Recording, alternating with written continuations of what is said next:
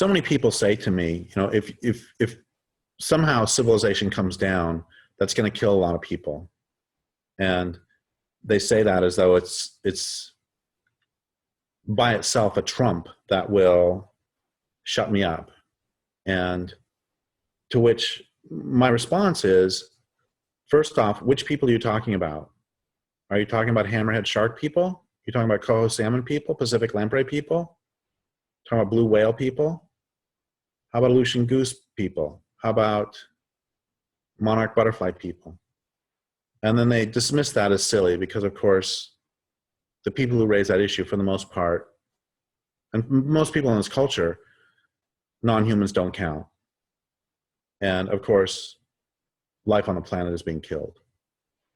And so then I say, okay, well, if you don't care about non-humans, then the next line is, they say, well, a lot of humans are going to die, which are the only ones who matter to them. And it ends up that that's not really true. That several years ago, I had the opportunity to ask Anuradha Mittal, former director of Food First, if the people of India would be better off if the global economy disappeared tomorrow. And she laughed and said, of course. She said, there are former granaries of India that now export dog food and tulips to Europe. There are, so there are people starving in India because of the global economy. And these people would be able to return to their land and do what they have done forever, the subsistence farming. And the same is true in Africa. The same as there are land grabs everywhere. That, I mean, don't they understand how colonialism brings this immiseration? That's like rule number one of colonialism, is that's the point of colonialism, is for the colonial powers to move in and steal land from the local people. And so far as if the global electrical grid went down, would the people who don't have electricity right now, would they be better off? Would they be worse off without the electric grid? What about the tens of thousands of people who get river blindness from schistosomiasis from dams? What about the people in the Mekong Delta who right now are being forced off their land for dams? What about the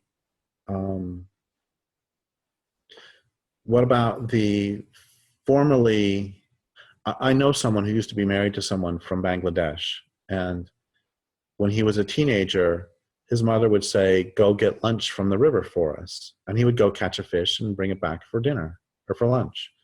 And now the water is so polluted from factories that no one in the village can be self-sufficient anymore, and they buy their fish from Iceland. And so don't tell me that these people are better off because of the global economy. And, you know, I understand how the people, the rural poor the world over, would be better off immediately without the global economy. It's like years ago, 20 years ago, I interviewed a member of the Tupac Amaristas, that's MRTA, a rebel group in Peru. And I said, what do you want for the people of Peru? And he said, we want to be able to grow and distribute our own food. We already know how to do that. We merely need to be allowed to do so. And that's the entire struggle right there. But they're not allowed to do so because of the global economy, because the global economy forces them to produce cash crops for money, for export. And do you think that the coal miners in India and China, do you think they're doing that because they enjoy that? No, they're doing it to serve the global economy. And so what about the urban poor? I asked Vandana Shiva if the people in the slums of Mumbai would be better off without the global economy. And she too said, yes, of course. She said they don't want to live in the slums. The reason that they're living in the slums of Mumbai is because they have been forced off their land by the transnational corporations. And if you stop support by the colonial powers for these transnational corporations, you would have instant land reform because they would go back to the land. They would go back to the land where they were up until not very long ago. And in their cases, they still have the knowledge of how to do subsistence farming. All they need is, as the MRTA person said, they know how to grow and distribute their own food. They merely need to be allowed to do so. So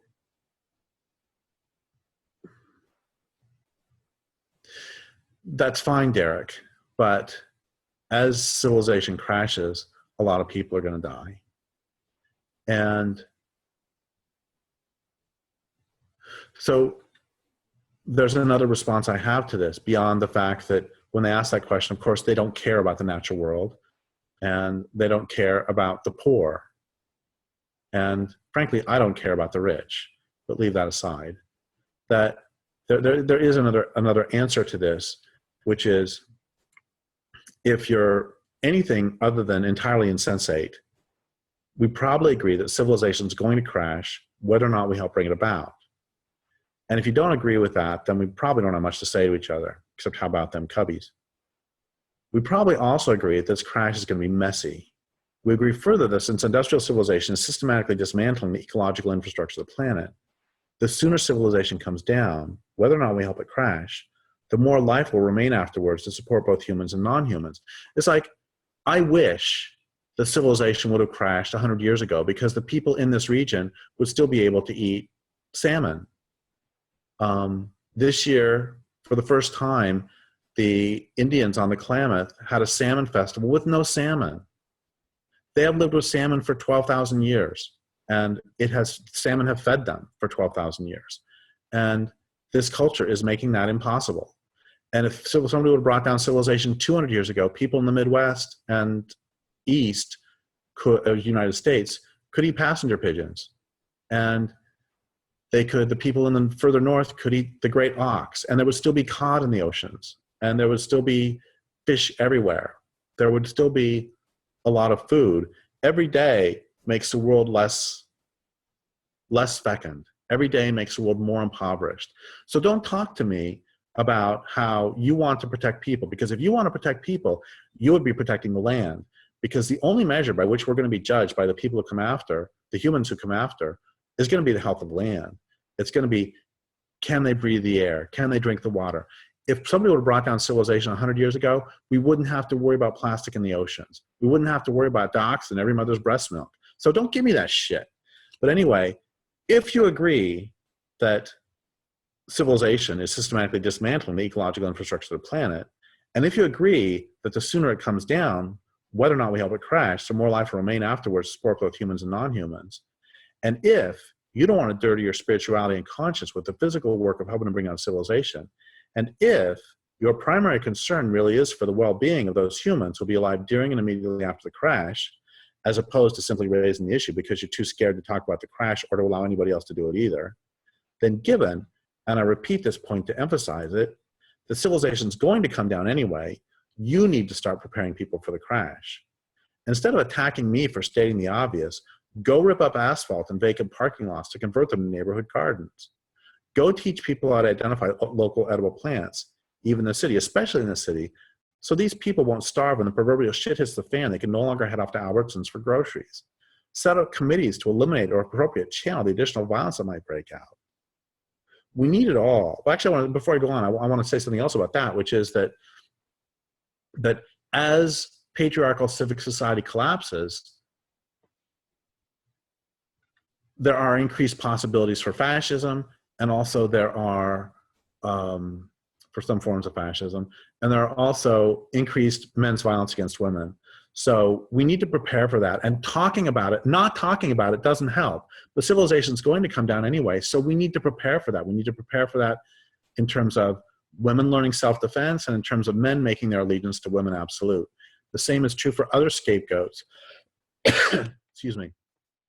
As an economy collapses, as we're seeing now with the election of Trump, with the rise of white supremacism, or with, not its rise actually, but its increasing with its movement to the surface. It was always there, but it's moving to the surface. And so we need to prepare for that in any case. And here's the thing is we need it all. We need people to take out dams, and we need people to knock out electrical infrastructures. We need people to protest and to chain themselves to trees. We also need people working to ensure that as many people as possible are equipped to deal with the fallout when the collapse comes. We need people working to teach others what wild plants to eat, what plants are natural antibiotics. We need people teaching others how to purify water, how to build shelters. All this can look like supporting traditional local knowledge. It can look like starting gardens. It can look like planting local varieties of medicinal herbs. And it can look like teaching people how to sing. Truth, although I do not believe that designing groovy eco-villages will help bring down civilization, when the crash comes, I'm sure to be first in line knocking on their doors asking for food. People taking out dams do not have a responsibility to ensure that people in homes previously powered by hydro know how to cook over a fire. They do, however, have a responsibility to support the people doing that work. Similarly, those people growing medicinal plants in preparation for the end of civilization do not have a responsibility to take out dams.